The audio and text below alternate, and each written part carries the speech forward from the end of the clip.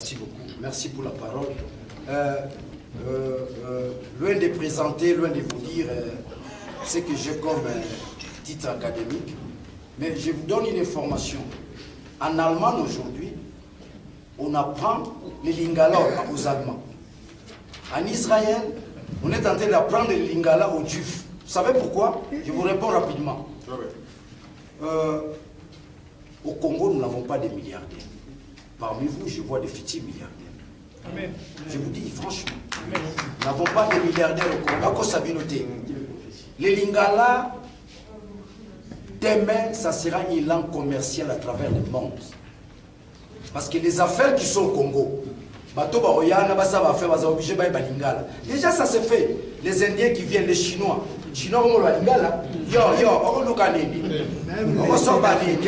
Chinois. Vous comprenez? Donc, nous allons brosser avec les lingala, nous en serons fiers cette langue, qui au départ était une langue des militaires. Aujourd'hui, petit à petit, ça commence à devenir une langue du monde. Partout au Lingala. Au Japon, tout au Lingala. Bientôt, ça sera une langue commerciale parce que le Congo, dans 5 ans, dans 3 ans, dans 5 ans, il y a comme un centre d'attraction commerciale. Je vous donne le cas. Les années antérieures, monde entier, les regards étaient tournés dans le caoutchouc. Léopold a fait des milliers d'argent, des millions d'argent dans le caoutchouc. Maintenant, nous avons dit que nous avons Bogolongo Afrique d'ici, nous avons dit que nous avons Congo. Minéraux bimi na Congo. Bientôt là-bas, na chauffement climatique, na pollution, la voiture automobile est bunga. Donc comme la voiture électrique. Matière réseau tawapi na Congo. Donc tout ça là, boom économique moi makasi. Mais le gozosanga biso, nous n'avons pas un État. Nous n'avons pas la bonne gouvernance. Nous n'avons pas un leadership. Nous ne sommes pas structurés. Donc, quand vous êtes à l'étranger,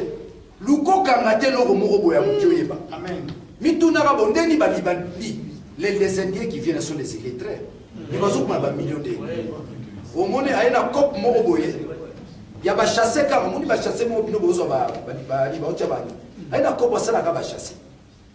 Je vais terminer par là. Dans mon piège, Salamina. En 92. 91. Moi, je menais des enquêtes. Moi, on a bandit, un journaliste, j'ai découvert une entreprise dans le Congo, il y a une capitale à $3000, notamment une entreprise qui va chasser. Il y a un matériel qui va chasser, mais ces gens-là, ils sont partis de $3000 à 300 000, à 400 000. Congo est vaste. Surtout que ça, le logo, monté à 1000 francs, 1000 francs. Si tu arrives, il y a un terme de 80 millions. Tu as combien?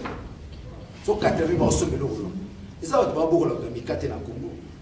Le fait que tu as Mikate ne trouve pas la classe. Donc, en un mot, le Congo, c'est un pays de rêve où il n'y a rien pour le moment.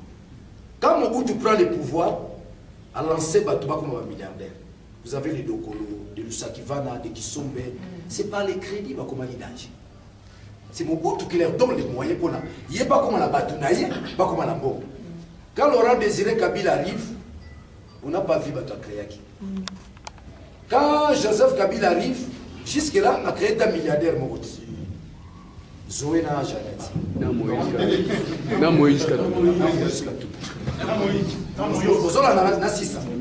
Mais si Koyo, na niveau de Kominambo, si nous ne sommes pas organisés, nous irons loin.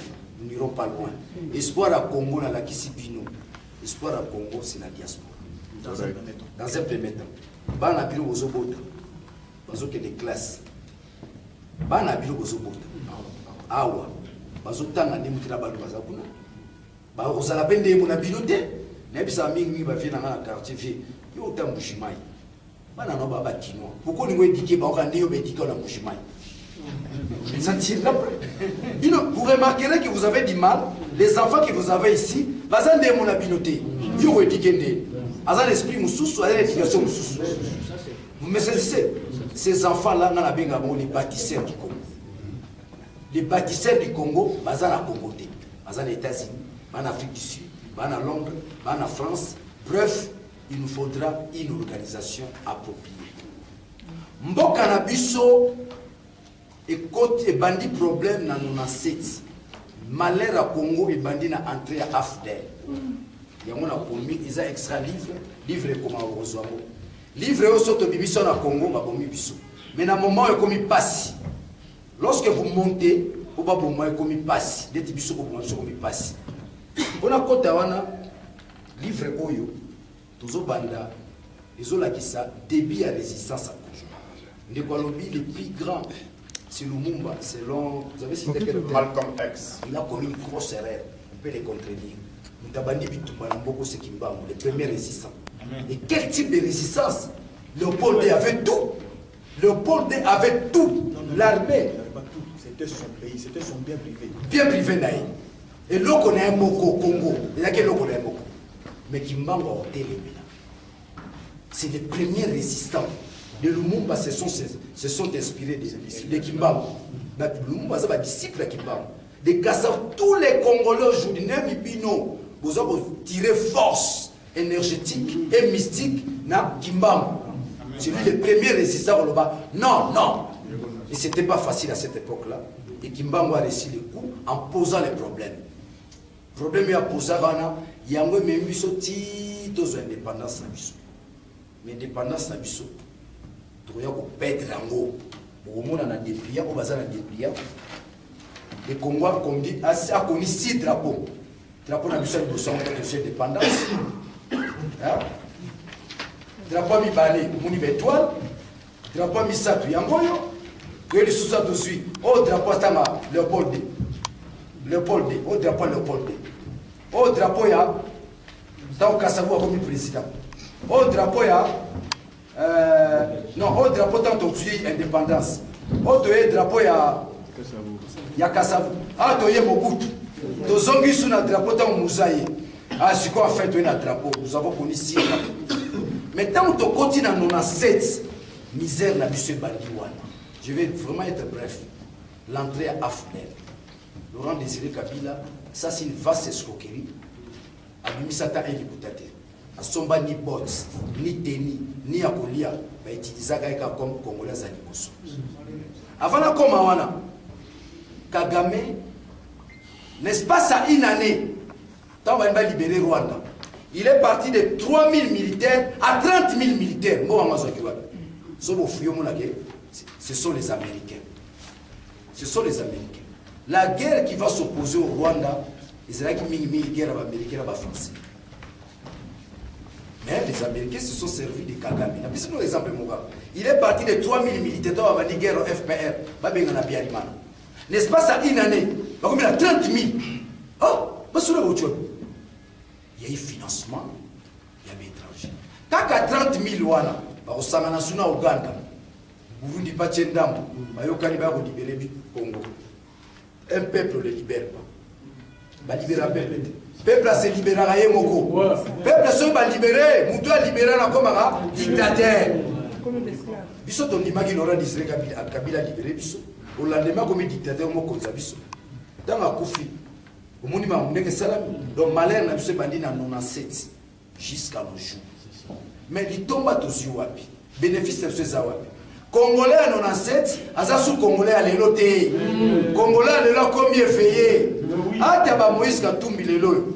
Azolinga baya ba comme président. Moi je me dis, dans ce monde mon taux où après Kabila a conception. Dans ça une année deuxième année peuple a quel milieu. Pas bengani. Je l'ai toujours dit. Peuple a comme éveillé. Toi ba na biso d'élection oyete. Mon taux on les gars président la mboko. N'est-ce pas ça 15 ans. Totalika. Ya lo baki otia mai. Il y a besoin de ça. Il y a besoin de 100 milliards. Il y a besoin de 3 000 maisons. Tu as mis des atomes, tu as petit machine, 3 étiquettes au salon. Allez, ouf. Donc les Congolais aujourd'hui est debout à ça effrayé. 97 entrée à AFDEL wana, ils ont qui occupation, va occuper son moka. Ce qu'on a armé, ils ont qui officier militaire na biso. On a zali pire petit en Bunza Mabe. Nous avons tant que ça va dans le général Bunza Mabe. Si vous avez un Bunza Mabe, nous avons un précepteur ya bananaï. Donc, pourquoi il vient me disait beaucoup de choses. c'est un mot qui va livrer combien. Le pays sera occupé. Et ceux qui vivent à Zongara armée, pour la piaka, pour la baninga, pour général Boudeti. Non, il n'y a pas général Boudeti. Sur 14 ans, Zali. N'engara era mokuta wane revivre. Dis-le, 14 ans, Mathieu Rabilo, on a mis ça là. Cher frère, En fait, pourquoi le mouvement combattant, je vais vous dire, je vais vous faire très mal, mais excusez-moi, le mouvement combattant a échoué. Est-ce que vous savez? Pourquoi le mouvement combattant a échoué? Parce qu'il avait de la valeur à l'étranger. Il n'avait pas des assises au pays. C'est pourquoi vous avez échoué. Mais s'il y avait une synergie, ce qui s'est fait ici, c'est fait au même moment au pays, et franchement, je vous jure, ça allait être terrible. Voilà, nous avons maintenant une structure qui va naître ici en même temps qu'il y a des vrais leaders au pays. Non, attends. Et qui sera financé par nous-mêmes. Et puis là, on a bakisa. Les lots besoin d'habitude. Maintenant, on reconnaître bien. Mais où est allé reconnaissance habitude la bino? Mes amis, je ne vous mâche pas la parole. Nous allons bien diriger comme. Voilà.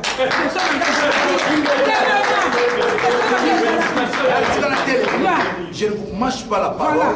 Les APT pour la plaire, Bino, demain je vais diriger le camp. Sauf que l'élection législative, nous avons un député Miezeli en Boko.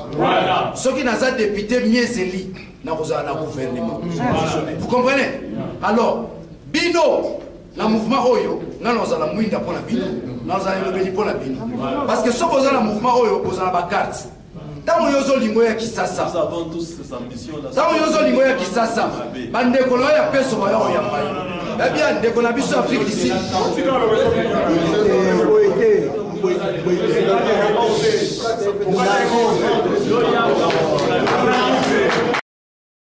C'est tout ça, aventure. La salle, on est dans la salle, la salle encore entière, surtout les abonnés, tout ça, aventure. Il faut maintenant battre, maintenant on est à c'est que mon frère a dit. Il a dit quelque chose d'important. Est-ce que vous pouvez répondre un instant? Un instant, mon frère. Qu'est-ce que toi tu as dit? Je vais aussi diriger ce commun. Mais c'est oui! Un instant. Et tu vas les diriger, tu empêches à Zate. Mon frère, comment on est? Mukendi. Mon frère Mukendi dit, les mal menaces qu'à lobby. Vous savez, vous savez, et mon ça la comment on comprend dans je vous dis la vérité. Nous nous battons pour qu'il y ait la liberté d'expression chez nous. Pour que le peuple prenne la place. Quand je vais dire quelque chose, que je sois libre de le dire. Ok? Mais c'est pourquoi j'ai dit à Kinshasa, même moi j'ai été traité de n'importe quoi. Dans ma réunion, mon ami, papa. Au moment où j'ai demandé la TV, la télé 50, on a été sabiens, tout comme on a vu sur le avant de 50 ans. Et ça point de vue là, oui! Mais mobiliser, vous allez bénir pour le on est contre ça! Oui, c'est ça. C'est ça! L'esprit de la démocratie. Mon frère là, il dit, il n'est pas d'accord avec sa foudie parce qu'il y a son ambition là. Non, un instant. Il n'est pas d'accord, mais en même temps, il a tort. Parce que s'il a ses ambitions, il n'a qu'attendre de moi venir pour les manifester. Ou il n'a qu'attendre de vous prendre la parole pour dire oui, ça faut, je suis d'accord avec toi, tu seras président, moi aussi je serai président. merci. Bien.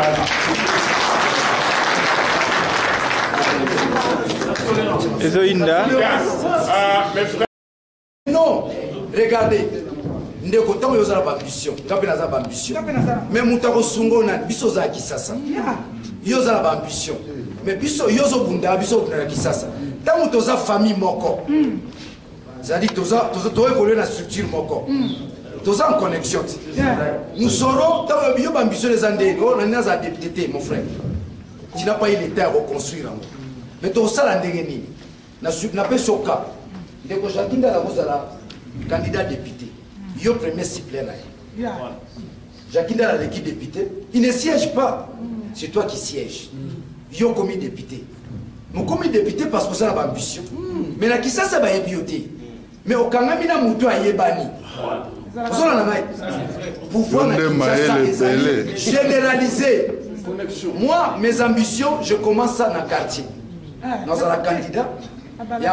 Les conseils municipaux, bangonem va voter bourgmestre. Quand vous avez conseil municipal, l'Ipalanda vous n'avez pas de sombre, l'État de sombre. Grâce à l'État de ça. Conseil municipal. Donc c'est déjà un homme de valeur. Baza va député municipaux. On va voter bourgmestre, on va voter budget à commune. Vous avez na kokende na niveau na tunaki conseil municipal. Dans un candidat à conseil municipal, c'est faux. Premier suppléant na ngandi au siège. Mais ba suppléant na biso baza ba taliban mboka. Basé belé. Parce que la vérité, on la vérité, on n'a pas les moyens. Quand vous dites que vous avez des ambitions, mais il faut avoir des ambitions aussi. Quel type de compteur vous avez à Kinshasa? Quel type de compteur vous avez à Congo? Il y a deux sortes d'ambitions. Philosophe Moralobi, Nietzsche, Bimutu, Aromi mon à l'aise, parce que ce candidat a ngalobi dans un ambongo, à mon abord comme un ambongo. Ah, ma benalobi fona langinda, fona bala rebelle. Maintenant, je ne vais on te m'a l'année déjà. Mais mon tout sous, tant le binga fona zambongo, ami bondi pe na musala comme appel na mbongo. Yo zo boza na mbongo sala de l'autre côté. Au fin de ça ma ça rappelle le bilan dans la et simbate. Comme toi tu dis, tu as des ambitions. Je te poserai la question. Qu'avez-vous déjà fait? Quel type de compte vous avez dans Kinshasa? Tu évolues dans quelle structure? Qu'est-ce que tu fais? Ah, vous avez Nani sans rival. Est-ce que ce côté là sans rival, que tu donnes ton point de vue, ah bah découvrir yo? Non. Soyons conséquents vis-à-vis de nous-mêmes. C'est pas seulement parce qu'il y a le bazar d'ambition. Ah ben l'équipe biso, la peine à ça d'ambition. C'est ce que tu as fait là. Mon cher. Zala si ça n'a compris. Zala si ça va, mon cher, quand je pas un débat. Mon frère n'a 47 arrestations. J'ai 2 fois la prison, 2 ans prison. Mais avantage dans mes années bazo kangai. Et c'est mon de voiture le bas. Nga pena ok c'est mon débat boumi Russie. Et ça est taillé. Quand tu sors de la prison, chaque fois la bima à prison, dans mon on dit la bongi. Les gens viennent des milliers. Ben qu'on soit dans la prison. Sur la Bible, si on pouvoir comme au bango au kangai. Parce que kangai, azo commissariat à grand. A fula ngai. 47 arrestations. Moïse Katumbi a lobby na Salia Zaraki. Hein? So va bâtir sur trop comme 50 en tout cas, ils ont rattrapé ce qu'il y a comme danger pour les gars. Mais c'est donc structure on a nazo itoye na ngwa toujours fandis. Et vous en a Congo. C'est pour canaliser l'ambition na biso. Ndeko na ngai, pardon, na sisa. Cop ezala politique. Ba Libanais bazongi na la kila basa politique. Bendie bazongi na kila basa la politique. Comprenez? Le lobo basa la banzela. Bande wana so fixi baye. Par contre, kazo place on a yo ki pa mamanzela o comme na l'art. O compte na circuit ba taxe comme na l'art. O compte na circuit ba sirance comme na l'art. Vous croyez que yo aux membres à peso, vous voyez là qui ça aux la chômeur, aux chômeur. Donc au bundabilo tout aux la case Congo est vaste, vaste à makasi, ba copie pèse à la yele. Donc c'est tout ce que j'allais dire. Je préfère tout passer là, structure contenu à temps. Souci dans les années, nous mettons un comité en place.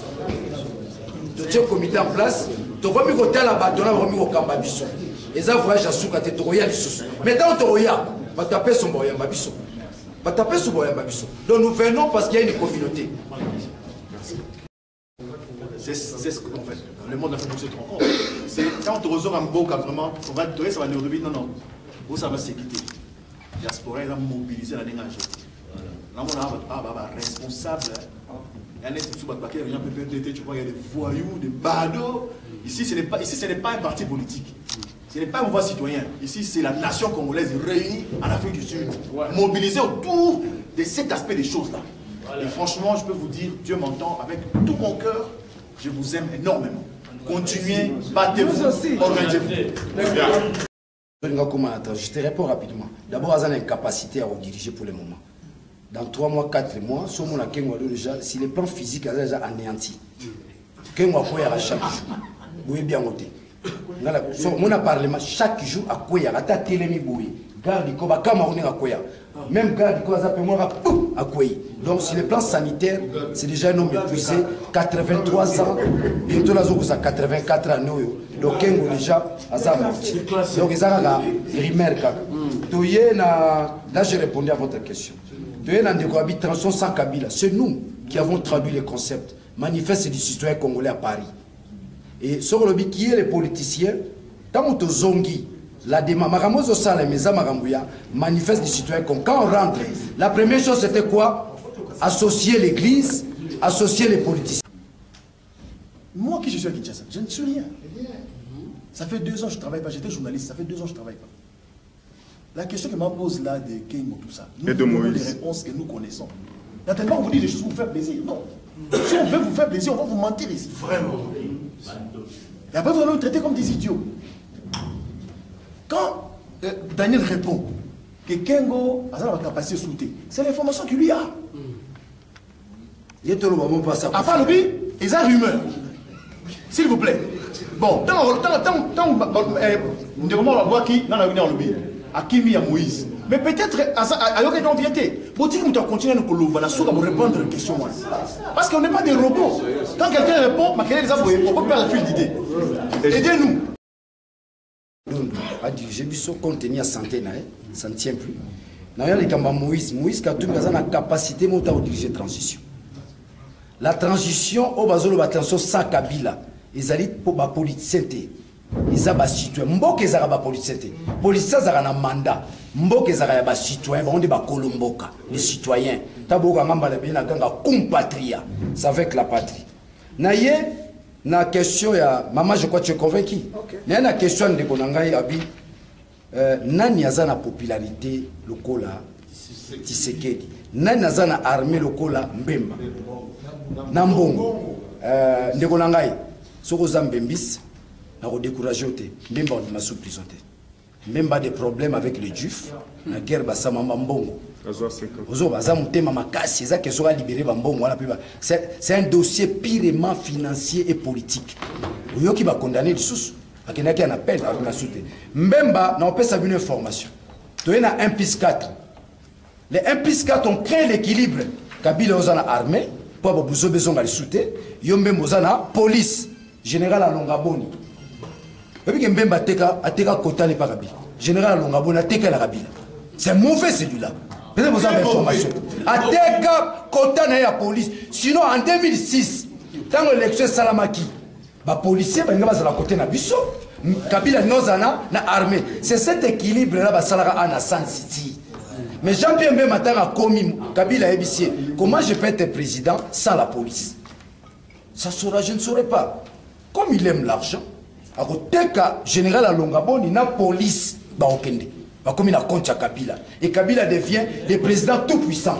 Or, na San City, Balinga était tout puissant. Peuple Nazala tout puissant. Pour l'équilibre, MLC, vous avez la police. Vous, Kabila, vous avez l'armée. Oh, police n'est pas au biso la population. Mais tel Jean-Pierre Mbemba au Kaba pouvoir na Teki, général à Longaboni. Je reviens. Qui a la popularité comme Tshisekedi? Deko. Mutusora Koufi, Mboge Koufarate. Torozalaka, bon, Mutumoto a la popularité. Qui est ce policier qui a déjà dit transition sans Kabila? Il y en a. Félix Alobama. Jean-Marc Aotepo déclaré transition. Non, attendez. Félix Tshisekedi a déclaré transition sans Kabila. Ngamona qui présent. Jean-Marc Abunda IDPS a déclaré que nous allons dans une transition sans Kabila. Chaque jour, le CCT Paris. Je vais répondre à la question du grand frère là. Sa question, s'il vous plaît. Non, non, s'il vous plaît. Moi j'ai compris. Non, non, non. J'ai compris la. Non, non, non. J'ai compris la. Papa, j'ai demandé. Écoutez d'abord ce que je vais vous dire. Quand on dit que nous sommes, laissez-nous parler, parce que vous posez des questions, laissez-nous donner des réponses. J'ai dit, Daniel n'a pas compris la portée de votre question. Moi, assis, j'ai compris la portée de votre question. Votre préoccupation était celle-ci. En 2006, même avec le moyen qu'il avait, n'est-ce pas? Avec la façon dont nous sommes allés aux élections, il n'a pas pu battre Kabila. En 2011, tu sais qu'il y avait la popularité qu'il avait, et évidemment, devant Kabila, il a échoué. Pour dire que ces deux élections étaient faussées. C'était ça votre mouvement. Alors, c'est ça, mais c'est ça. Alors, moi, je vais vous répondre à votre question. Nous sommes en 2011, en 2006, avec Bemba, toutes ces réalités-là. N'oubliez pas, c'est ça le mal ici, les frères et les sœurs de la diaspora. C'est ce que vous ne comprenez pas. Au-delà de tout ce qu'on peut faire comme bruit, au-delà de tout ce qu'on peut faire comme je ne sais quoi, la communauté internationale a une même mise sur qui va gérer la RDC. Qu'on le veuille ou pas. Il faut qu'on se dise des choses en face. En 2006, la question est celle-là. En 2006, évidemment, c'est Bemba qui avait gagné les élections. Quand même il y a eu des... On a lancé dans le Congo Web. Dans ça, 2 jours, Congo Web, il y a des salles dans Sofide. Zone rouge. Tu veux Moussala, ton son mati. Massa c'est bêta, papa. J'ai l'information de Lokaki. Parce que là, il y a un comité devant la Kabila. C'était mon élection. Monisco, c'est là Monisco. Monique s'est interposé. Donc, ben ma commune ben yaro, si ma commune a beaucoup. Monique s'est interposé. C'est Kabila. C'est pour dire que Kabila avait des soutiens de la communauté internationale. Et vraiment apprécié légitimité, n'est-ce pas? Donc, en 2011. En 2011, la communauté internationale, connaissant la force populaire, évidemment, de Tshisekedi, a compris que si on peut se mettre au pouvoir, de perdre un beau chaos. De perdre un beau chaos. Si on peut se mettre du pouvoir RDCKI. Ça les sous Kabila, pouvoir. La différence maintenant, où nous parlons, moi j'aime parler avec la vigueur, mon grand frère, aujourd'hui dans ce pays-là, Kabila n'a ni la légitimité, ni la légalité. Il faut le savoir. Donc, dès que nous sommes en train de partir là, s'il y a des gens ici qui pensent qu'il y a moyen, il y a lieu de pouvoir aller aux élections sans Kabila, qu'est-ce qu'il faut faire? Comment le faire? Nous pouvons faire cette chose-là. C'est pourquoi nous vous disons, nous, j'ai dit tout à l'heure, que le pouvoir de Kabila est à la fin. Parce que la pression que Kabila a aujourd'hui, il n'a jamais eu cette pression-là, ni en 2006, ni en 2011. Là où nous vous parlons, nous sommes dans la rue. Nous sommes dans la rue. Là où nous parlons, nous sommes dans la rue. Tout s'est fait dans la rue. Et Kabila tue. Et la communauté internationale défend ceux qui tuent.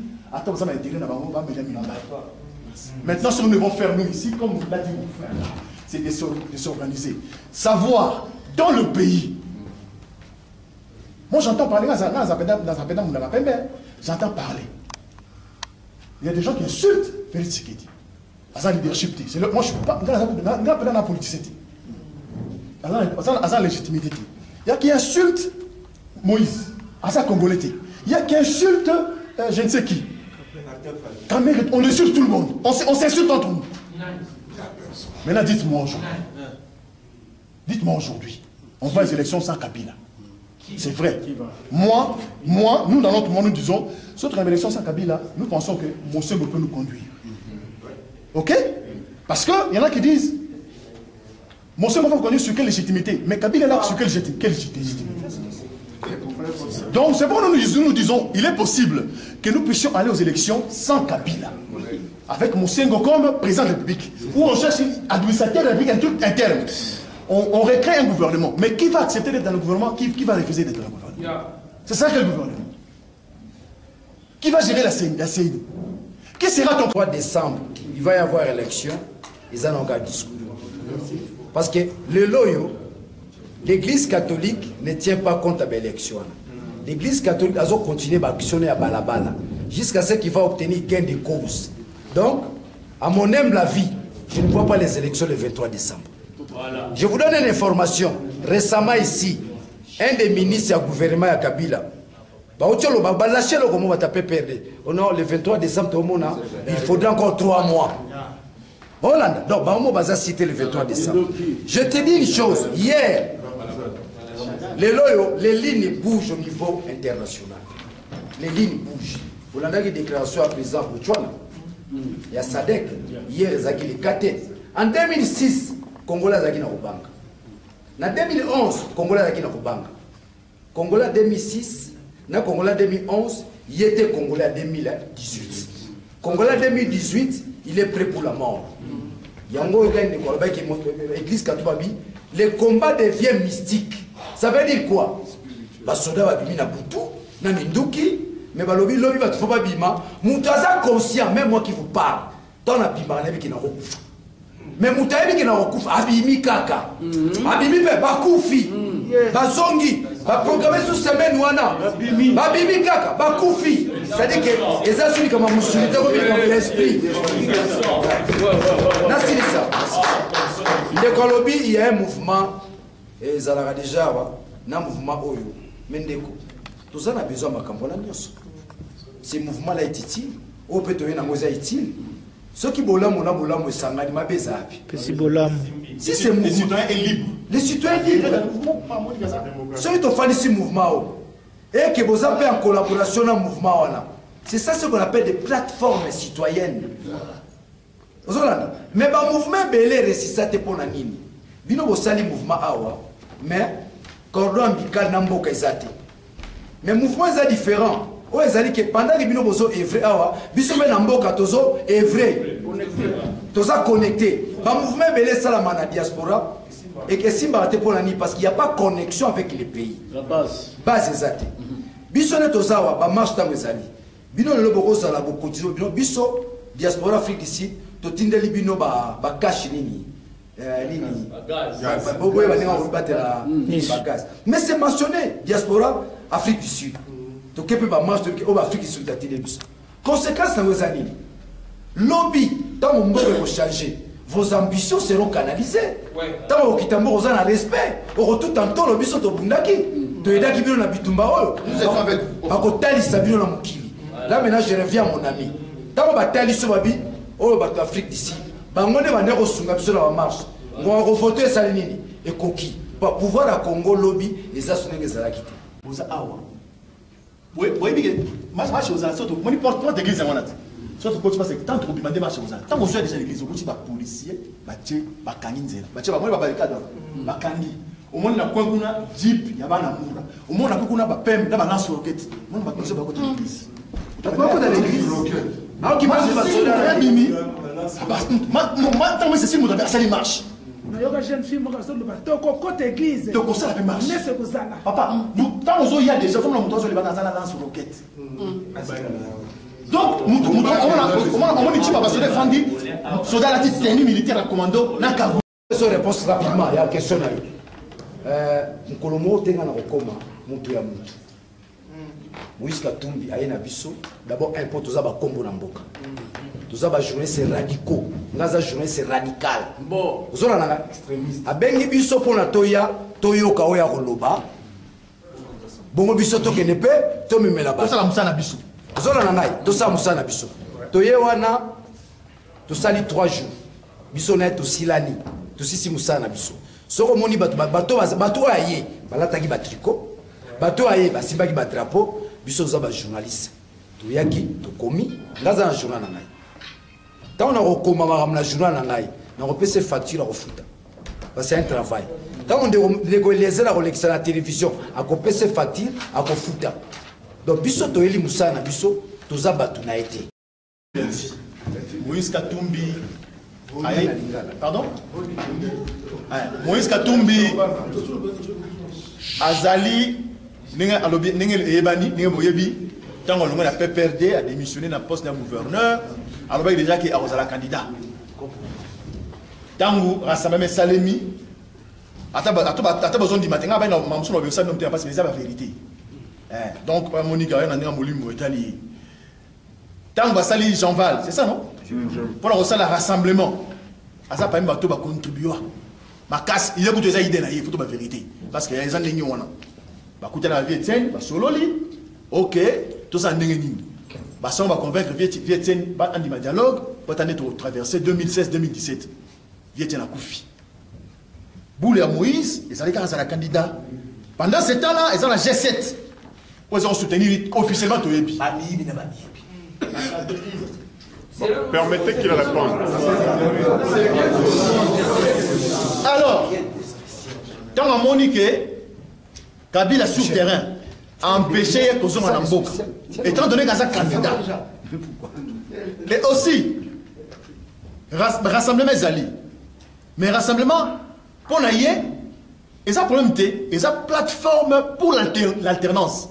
Rassemblement, il y a une plateforme électorale.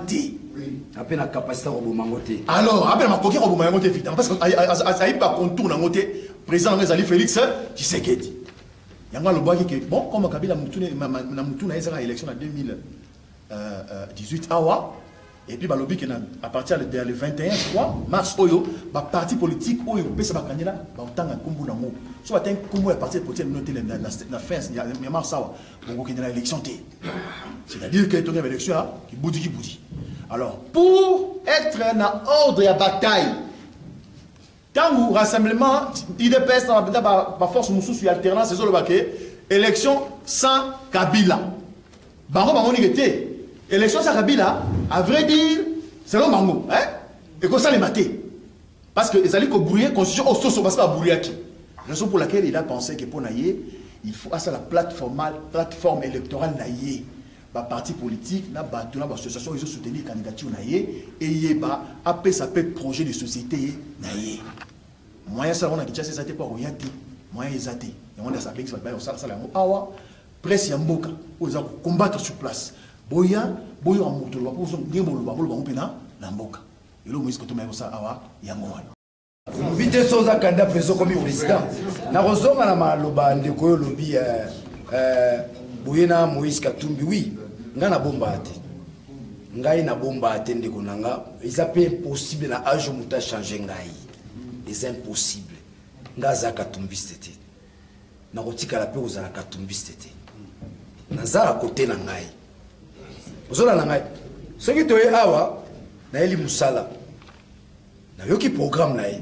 C'est pas parce que na ye na komi Katumbi, c'est non ndeko na ngai. Ba changer amtuna ki mukolo te. Oh, bah, changer na kimukolo, bah, soma wodi mapa, ndeti ba Thompson. Bah, sombio na muli monanzo to changer. Mais ça soniti. Bah, te bele chibala le azala mbongo. Mais ça soni. Oza 100 personnalité ba somba yo. Nde ba somba ali pa na wendi. Mais muto ba sombia au produire ni zéro. Elo ni chibala zo sala kisasa. Ba to tu ba somba ba produire ni zéro. Yeba ngo pe na Kinshasa. Congolais aza suzo bate.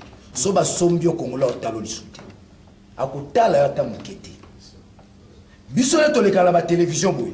Soko glisser kana lilobano mukie. Hein? Même na balabala mto apeso mbotete. Omona mamuté a télévision biyo na mono lingo changer. Keba na yo. Ozona na ngai. Congolais a si a changer. Bozo bangani. Tant Moïse Katumbi abaza kayenda comme président. Na koyebisa lo romoko. Ayo esalami awa. Je suis tout à fait d'accord. Ouais. Mais c'est un aspect au Tchékate, la montée de la résistance congolaise. Résistance Nabiso, ils ont interpellé la communauté internationale. À telle enseigne que l'élo, ceux qui battent les Bisso étrangers, le fait qu'ils ont eu Baboé et Simbate, les meetings nationaux, Balingi va évoluer na Kimia. Place Mbongo Zalaga, Makere les Zalagate, la peu formation. Lobby, Mituka, Ingolo Mwanenge Zalaga, et comme électrique. Pour éviter la pollution. Les matières, les autres, na Congo, cobalt. Mais les loyaux, ils vont imposer sur Moutoune, Basala, Bané, les qui. Vous avez un ceux qui Moïse Alingi, comme il doit faire un grand travail pour convaincre yo, il y a convaincre Nga, il y a convaincre Yé. So biso tobo, il y a Osala président, il y a une montée de la résistance. Bon. Le deuxième tour de Kimbam, il y a un Salama Mikolo. Deuxième possible. Naï, na ba rencontre yo sona lokende la lesa nazo bisa bandeko eza na ba mouvement na biso eza na ba réunion songolo pakala na nazo ngela oni susu awa bandeko na ngai oza na Facebook bandeko na ngai o permettre na terre bandeko ya apareko bandeko o travailler na papa Mbanda Zamboku watu toyo kala malamu ne sika oyo na roza ka musuleki na bino babima na mukaba eta mbunda mukolo pe bandeko ngai esalaka nga pasi eza orgueil te eza sursaut ya fierté esalaka nga pasi komona vraiment tosi toyebi ke barwandais baza bino omona bango te bino on le voit bino omona bango te nous on le voit nga nasalaka enda na année na monda bakanga moninga biso momboye toye tokomi il fallait pas libérer ye mais tout ça c'est là un monsieur à combat. On va gagner ce qui hygiène ou ce qui va gagner. Il y a une fois escouade libérée. Tu vas dire qu'il y a un salon là poser là pour nous donner un peu ça ordre. Galère va à côté à qui il y a eu dose et nous doit côté la salle. N'a vu comment on a été. Mais tant qu'on t'a les longs, il y a frère Rwandais. Tant qu'à côté après ça il t'a bimi, bisma sur la biso. Donc vous dites des choses parce que vous entendez les rumeurs. Et puis comme ce qu'on dirait,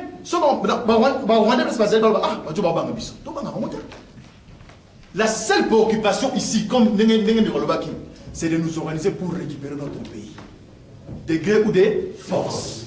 Au lobby, Moïse a coupé na Kagame, na Rwanda. Et ça, la Rwanda,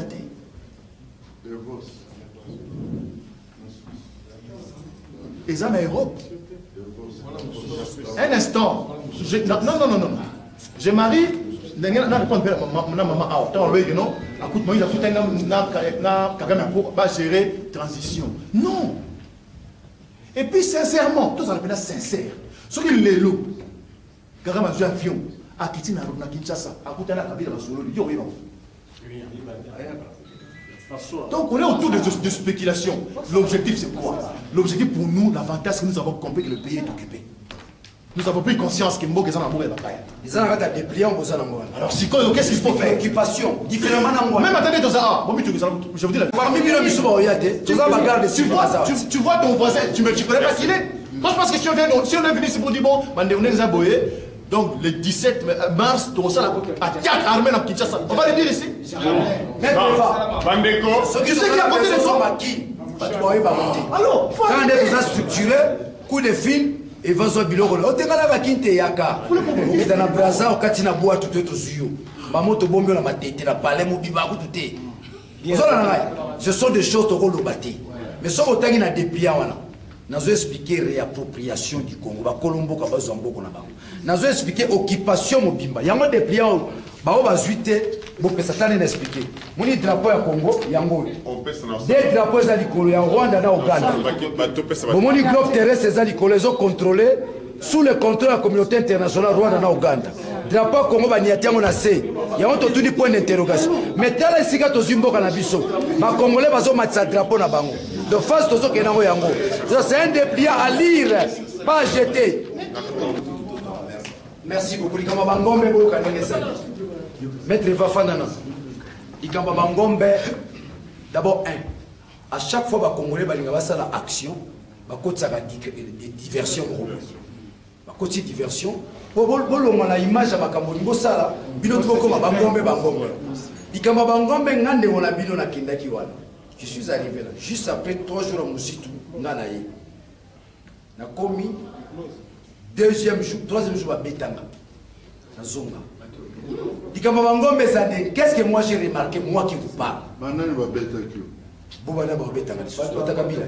Ngombe ba uti masisi. Na tuni motuna moko. Bangombe ata bazole kanzela nzela. Bato bamboka wana tala ngombe uti masisi. Soke ye, ezo nzela nzela.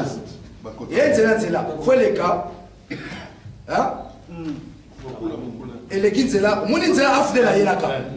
Ne afde la utaka kera yaka. Ya on nzela bangombe bayaka. Mais tant afde le bazoya, batabamboka la bazo monati. Mais bangombe mutu mota mboka amonaki. Bangombe na se faux. Bangombe na bazo na cargo. 5 4 heures du matin, 3 heures du matin. Qui est le commandant à ville? Yabandu, c'est Rwandais. Ah oui, c'est Rwandais. Bangombe bazoa na cargo, bazoa ba 3 heures, 2 heures pendant que batamboka bazaya ya bola. Mais pour la balle bazoa na cargo, je vous dis le pouvoir de Kabila est assis sur les mensonges, la corruption, l'intimidation. Regardez les mensonges. Ngombe uti kuna na Ituri, Eleka, Eye. Tant ba komi ilemo, oba bima bakota kana. Bata ilemo ba mona kite. Na batakana ba mona kite. Babi makana ba ya mbushimai, bata mbushimai ba mona kite. Non, bangombe zoya butu. Et puis bangombe bangweza nani. Batindi ba député, ça je vous raconte, là on peut savoir une histoire comme les exemples. Batindi ba député ba que nous sala enquête. Ba komi kuna ba député na biso ba kabeli ba bangombe. Yo ba député na so na sala enquête ba kabeli ba bangombe. Si ko pouvoir d'information, bangombe pour le moment bazawa. Na rozongi ça aussi siko lobi que ba match la biso Moïse, il y a la montée de la résistance, tu peux pas te rendre compte. Batu ya mboka baboyi bangombe. Babi biso bangombe moye bazana awa te. Bandi ko sala babinchiri bicha. Ngombo na mbola tongo mo akufi. Tangu ba député ba ke ko sala enquête. Rapport à ba député ba ye na wabi, c'est impossible pour les recréer soulèvement côté kuna. Bazui bangombe na bakena bango na bukangalonzo. Ndeto za bazana bukangalonzo. Bukangalonzo veut parka bukangalonzo. Et puis au finish, je vous dis bangombe na za bangombe ya Kabila. Stratégie bangombe est liée à quoi? Pouvoir remplacer ce banga.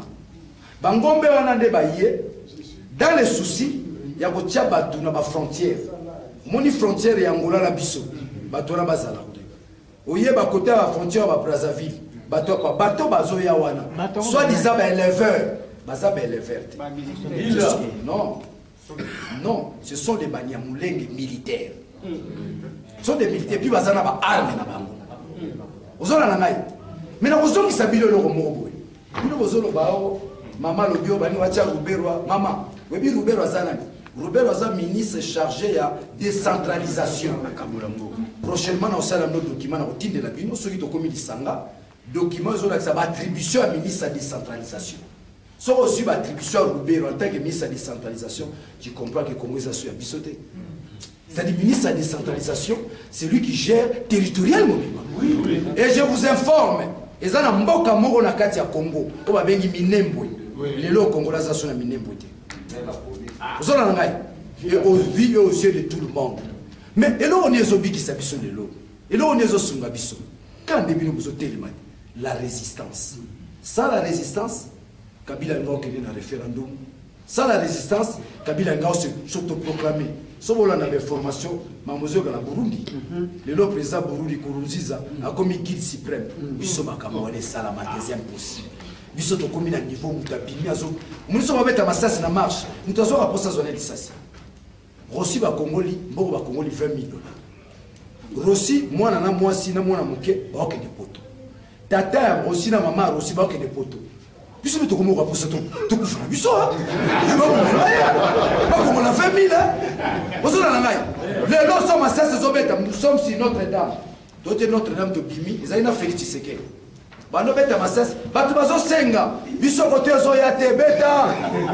Il y a une forte montée de la résistance. L'indépendance est recouvrée. On a perdu notre indépendance. Kaka biso va situer côté de ma poto récupérer l'indépendance na biso. Mais tu récupérer on n'a pas cité. Makile remonte. Toi donc le Dakar. Amboko faut que makile tanga. Tu vas être né tangela. Mais ekomi ko tanga makila wana. Même les bilons de Bosalia. Mettez-vous en tête pour un danger.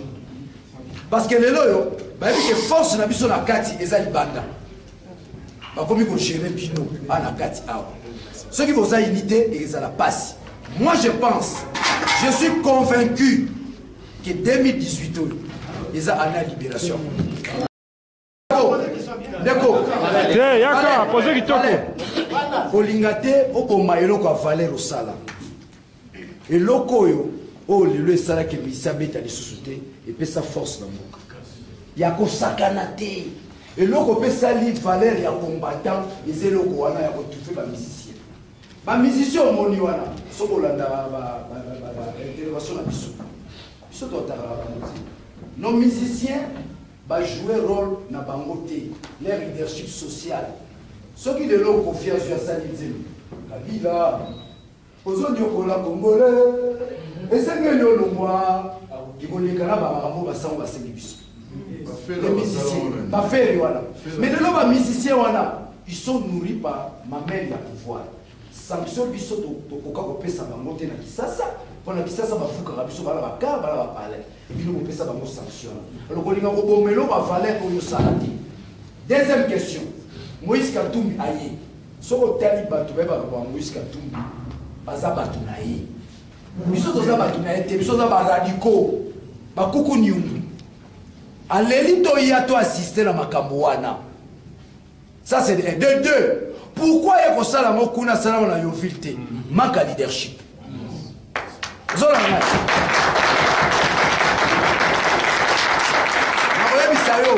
Congrès au Salamana IDPS le 30. Le prochain voyage à Félix Tshisekedi Toroyane Awana Yo. Amen.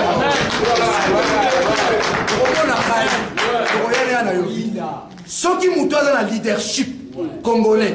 Soka lingo sala likam na Afrique du Sud awa akobanda awa soko mo akobanda mo awa te akosa on est ko bombama eza problème ya leadership question na misato apesi batu musumbo bazo apesi te ngaza la ki masa Moïse Katumbi azaki na programme apesa batu mbongo te lumbe koti na kati ya sala batu bakoti babuki na sécurité na ye Moïse Katumbi abimi na porte ya muke so zalaki ngana bimili bananga ba miminga na Al-Qaïda batomboli ngai batomboli elese eta na koti na kati ba bato Moïse ba yo ndire basoyokela yo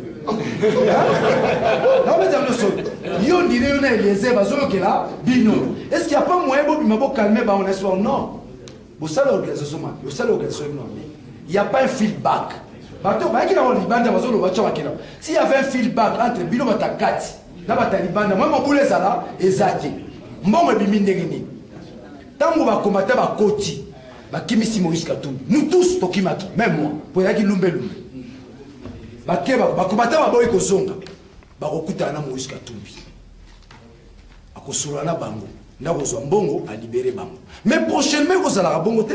C'est pourquoi nous disons qu'il faut qu'il y ait une organisation. Même à tel lobby bato baroyaka awa. Faut qu'il y ait une organisation.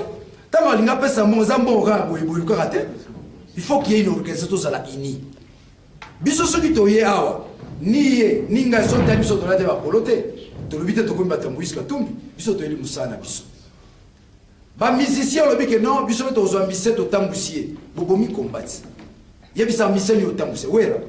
Kofi kuna na kipe basina na baogazi. N'habite album ni na yo rumuna ya makaso tambuse. Non.